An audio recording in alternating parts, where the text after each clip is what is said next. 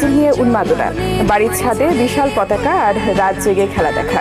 কিন্তু এবারের বিশ্বকাপের আগে বাংলাদেশের ফুটবল প্রেমীদের জন্য আসছে এক চরম দুঃসংবাদ।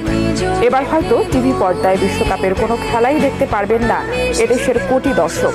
কিন্তু কেন বাংলাদেশের দর্শকেরা বঞ্চিত হতে পারেন বিশ্বকাপ দেখা থেকে? বিস্তারিত জানাচ্ছেন বদিউজ্জামান মিলন। এবারের ফিফা বিশ্বকাপ সামনে রেখে বড় অনিশ্চয়তায় পড়েছেন বাংলাদেশের ফুটবল প্রেমীরা।